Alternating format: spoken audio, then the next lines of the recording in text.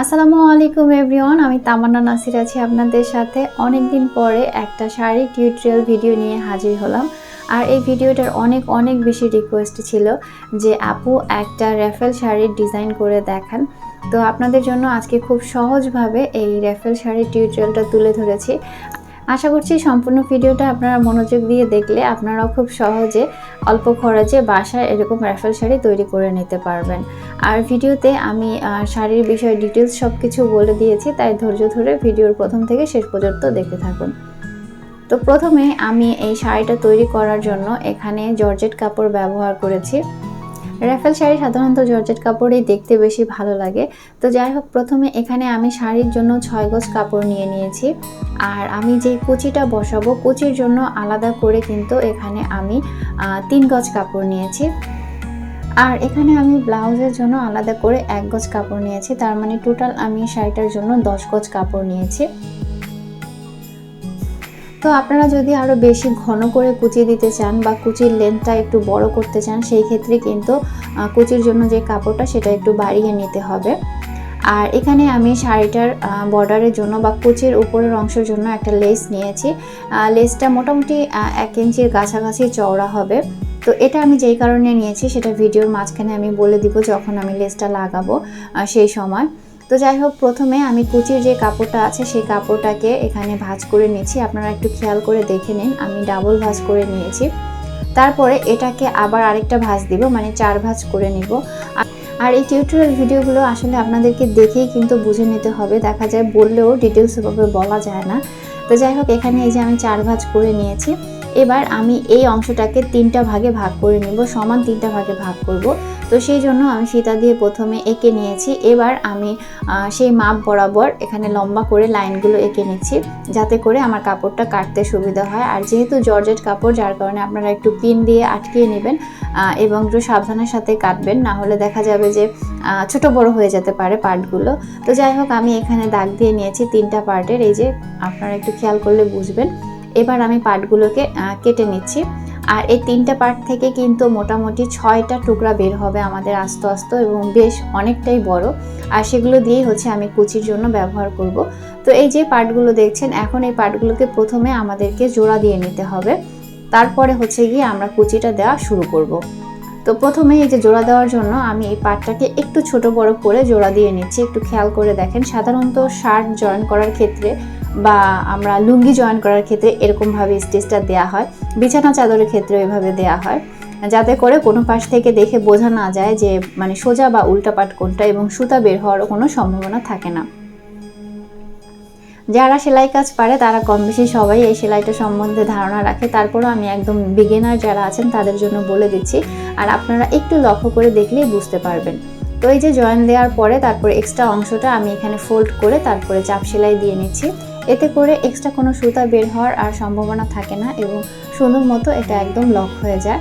তো এভাবে আমি প্রত্যেকটা জয়েন দিয়ে নেব। তো সেমভাবে আমি সবগুলো টুকরো জোড়া দিয়ে নিয়েছি। এবার আমি এই টুকরা অংশগুলোর একটা পাশে চিকন করে বর্ডারটা ভেঙে নেব, যতটা চিকন সম্ভব ঠিক সেভাবে বর্ডারটা ভেঙে নিতে হবে। আপনারা চাইলে এখানে পিকো করাতে পারেন, সেক্ষেত্রে আরও সুন্দর লাগে, বাট আমি বাসায় যেহেতু তৈরি করে দেখাচ্ছি তার কারণে বাসায় যেভাবে আপনারা তৈরি করতে পারবেন সেটাই দেখাচ্ছি। তো যাই হোক, যেই পাশে আমরা বর্ডারটা ভেঙেছি তার অপোজিট পাশে এভাবে আমি র্যান্ডম একটা নির্দিষ্ট গ্যাপ দিয়ে কুচি করে নিব এভাবে। তো এই কুচির মাপটা ডিপেন্ড করে যে আপনারা কত ঘন বা কত পাতলা কুচি দিতে চাচ্ছেন সেটার উপরে। তো আমি অ্যাভারেজ একটা মাপে কুচিগুলো দিয়ে নিয়েছি। আর কুচিটা যদি বেশি দেন তাহলে অবশ্যই মাথায় রাখবেন যে কাপড়ের পরিমাণও বেশি লাগবে। আর যদি আমি যেই পরিমাণ দিয়েছি সেই পরিমাণ দেন তাহলে এই মাপেই আপনাদের এই শাড়িটা হয়ে যাবে। তো সম্পূর্ণ কাপড়ের অংশটা আমি এভাবে কুচি করে নিয়েছি। এবার শাড়ির সাথে আমি কুচির অংশটা যুক্ত করে নেব। সেই জন্য আমি যেটা করছি, শাড়ির নিচের পার্ট যেটা মানে নিচের আঁচলের দিকে যে পাড়টা থাকবে সেই পাড়ের থেকে আমি এই কুচিটা লাগিয়ে সম্পূর্ণভাবে ঘুরিয়ে একদম আঁচলের শেষ কোণার পর্যন্ত নিয়ে আসব। শাড়ির সাথে আমি এটা জয়েন করার সময় কিন্তু এটা শাড়ির সোজা পার্ট যেটা মানে ফ্রন্ট সাইড যেটা সেই পার্টের সাথেই সেলাই করে নিচ্ছি, কারণ আমি এটার উপরে পরবর্তীতে চাপ সেলাই দিয়ে একটা লেস বসিয়ে দিব, যাতে করে আর সুতা বের হওয়ার সম্ভাবনা না থাকে। যেহেতু এটা জর্জেট শাড়ি, যার কারণে সুতা মানে বের হওয়ার সম্ভাবনা অনেক বেশি। আর যারা চাচ্ছেন যে লেস দিবেন না তারা অবশ্যই এই কুচিটা মানে উল্টা পাশে লাগাবেন। এটা আসলে আপনাদেরকে একটু বুঝে নিতে হবে। এখন হয়তো আমার কথা আপনারা ক্লিয়ার বুঝতেছেন না, বাট আমি একটু পরে যখন লেসটা লাগাবো তখন বুঝবেন। তো যাই হোক, আমি শাড়ির নিচের ফুল পাড়ে এই কুচিটা বসিয়ে এসেছি। এখন হচ্ছে আমি আঁচলের অংশটায় ঘুরিয়ে এই কুচির অংশটা লাগিয়ে নিচ্ছি। আর এখানে কিন্তু আমি কুচির অংশটা কেটে নিইনি, শুধুমাত্র কুচির অংশটাকে আরেকটু চাপ দিয়ে ধরে দুইটা কুচি দিয়ে তারপরে ঘুরিয়ে সুন্দর মতো লাগিয়ে নিলেই হবে। এতে করে কিন্তু এই অংশটা সুন্দর মতো একদম রাউন্ড একটা শেপে বা স্কোয়ার একটা শেপের মতো চলে আসবে। আর যেহেতু এটা কুচি কুচি, যার কারণে সেরকম একটা কিন্তু তফাৎ বোঝা যাবে না। তো যাই হোক, আমি আঁচলের অংশটাও সেমভাবে এরকম সেলাই করে নিচ্ছি।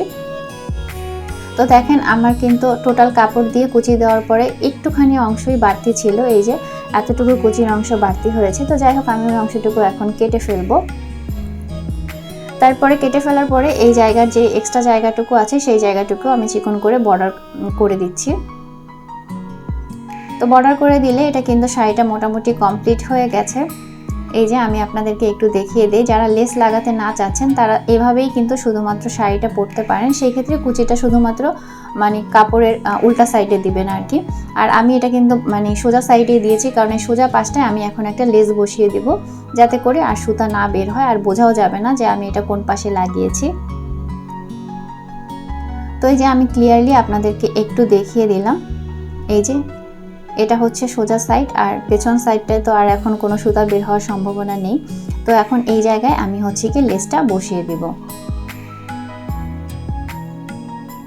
লেসটার দুই পাশে আমি দুইটা চাপ সেলাই দিয়ে বসিয়ে দেব। এতে করে আমার যে সেলাইয়ের এক্সট্রা অংশটা আছে সেটা সম্পূর্ণভাবে একদম লেসের ভিতর পাশে পড়ে যাবে এবং ব্যাক সাইডটাও একদম মানে সিল থাকবে আর সুতা বের হবে না। তো এবার আমি লেসটাকে লাগিয়ে নিচ্ছি। তো প্রথমে কর্নারের অংশটা একটু ভাঁজ দিয়ে ভিতরে ঢুকিয়ে দিলাম, এরপরে হচ্ছে গিয়ে সেলাইটা করে নিব। আর এই ফাঁকে আরেকটা কথা বলে নিচ্ছি, আপনারা যদি আমার হাতের কাজের যে কোনো প্রোডাক্ট নিতে চান সেই ক্ষেত্রে আমার ফেসবুক পেজ তাহা বাই তামান হ্যান্ডিক্রাফটে আমাকে নক দিতে পারেন অথবা আমাকে ইমেল করতে পারেন। আমার ফেসবুক পেজের লিংক এবং ইমেল অ্যাড্রেস এই ভিডিওর ডেসক্রিপশন বক্সে এবং আই বাটনে দেওয়া থাকবে। আপনারা চাইলে সেখান থেকে দেখে আমার ফেসবুক পেজ অথবা ইমেইলে মেল করতে পারেন।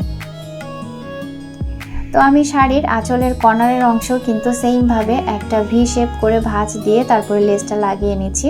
আর লেস লাগানোর সময় এভাবে নিডেলটা একটু চাপ দিয়ে রেখে তারপরে ঘুরিয়ে নেবেন, তাহলে খুব সহজেই লেস বা যে কোনো ধরনের আপনারা কাজের ক্ষেত্রে কর্নারের কাজগুলো এভাবে নিডেল দিয়ে চাপ দিয়ে ধরে রেখে করলে খুব সুন্দর মতোই হয়ে যায়। তো এবার লেসের একটা পাশ আমার সম্পূর্ণ লাগানো হয়ে গেছে। তো বাড়তি অংশটা আমি কেটে ফেলছি। আর টোটাল এই শাড়িতে আমার লেস লেগেছে 10 গজ, আমি হয়তো ভিডিওর শুরুতে বলতে ভুলে গিয়েছি। তো যাই হোক, আমার এক পাশে যখন সেলাই হয়ে গেছে এখন আমি এটাকে ঘুরিয়ে শুধুমাত্র অপর সাইডে একটা চাপ সেলাই দিয়ে নিব। এতে করে লেসটা ডাবল সেলাই থাকার কারণে সুন্দর মতো একদম শাড়ির সাথে মিশে বসে থাকবে। আর এখানে অবশ্যই আপনারা একটা সফট লেস ব্যবহার করার ট্রাই করবেন, যেহেতু শাড়িটা সফট যার কারণে সেটার সাথে মিলিয়ে আপনারা একটা লেস দেওয়ার ট্রাই করবেন। তো লেস লাগানোর পরে ফাইনাল হচ্ছে শাড়ির এই অবস্থা। আর আমি কিন্তু শাড়ির উপরের যে আঁচল সেখানেও লেস লাগিয়ে নিয়েছি। তো এই শাড়ির বডির অংশে সাধারণত কুচি দেওয়া হয় না, তো যার কারণে আমি শুধুমাত্র লেস লাগিয়ে নিয়েছি, আপনারা চাইলে কুচি দিতে পারেন। তো যাই হোক, সব কিছু মিলিয়ে আজকের ভিডিও কেমন লাগলো সেটা কিন্তু কমেন্টে জানাতে ভুলবেন না। আর ভালো লাগলে অবশ্যই ভিডিওতে একটি লাইক করে দিবেন। আর যারা নতুন আমার ভিডিও দেখছেন এখন আমার চ্যানেল এবং ফেসবুক পেজ ফলো করেননি তারা অবশ্যই আমার চ্যানেলটি সাবস্ক্রাইব করে দিবেন এবং ফেসবুক পেজ ফলো করে রাখতে ভুলবেন না নতুন আরও ভিডিও পাওয়ার জন্য। তো খুব শীঘ্রই হয়তো আপনাদের সাথে নতুন কোনো ভিডিও নিয়ে দেখা হয়ে যাবে। আর আপনারা কী ধরনের ভিডিও চাচ্ছেন সেটাও আমাকে কমেন্টে জানাতে পারেন। তো আজকের মতো আমি এখানেই বিদায় নিই। সবাই ভালো থাকুন, সুস্থ থাকুন। আল্লাহ হাফিজ, আসসালামু আলাইকুম।